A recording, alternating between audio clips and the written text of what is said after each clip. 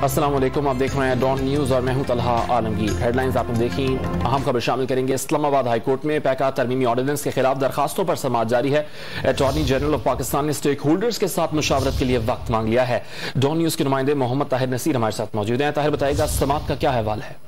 तलहा, ये पीका ऑर्डिनेंस के खिलाफ दरखास्तों पर समाअत इस्लामाबाद हाई कोर्ट के चीफ जस्टिस अख्तर मुल्ला ने की। दौरान समाअत चीफ जस्टिस ने रिमार्क दिए कि जो मोहसिन बेग की एफआईआर है, ये इख्तियारात के गलत इस्तेमाल की क्लासिक मिसाल है। जिस दिन शिकायत आती है इसी दिन गिरफ्तार कर लेते हैं। अभी एफआईआर पड़ेगी, इसमें हक की इज्जत का कोई लफ्ज मौजूद नहीं। दौरान इस वक्त अटॉर्नी जनरल ने वक्त की इब्तिदा की और कहा कि हम तमाम स्टेक होल्डर्स के साथ मिलकर मुशावरत करना चाहते हैं। अटॉर्नी जनरल ने यह भी मौका अपनाया कि अगर किसी सियासतदान के लिए कहें कि वो करप्ट है तो कोई मसला नहीं, मगर अगर किसी सियासतदान के लिखा जाए कि उनकी बेटी भाग गई तो मसला होना चाहिए। अदालत ने यह भी रिमार्क दी कि हम 21वीं सदी में रहते हैं, पीछे जाने की जरूरत नहीं। सोशल मीडिया के हवाले से हमें या किसी पब्लिक ऑफिस होल्डर को फिक्रमंद होने की जरूरत नहीं है।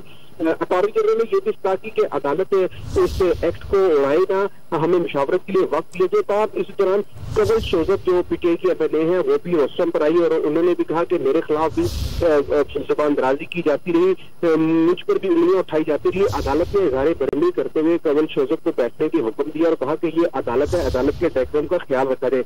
ताहम अभी दलाइल जारी है। अटॉर्नी जनरल दलाइल दे रहे हैं कि केसेस बैरेट पर दलाइल देंगे। अटॉर्नी जनरल की दलाइल जो है वो जारी है और समाअत अभी जारी है। जी, समाअत जारी है। बहुत शुक्रिया ताहिर।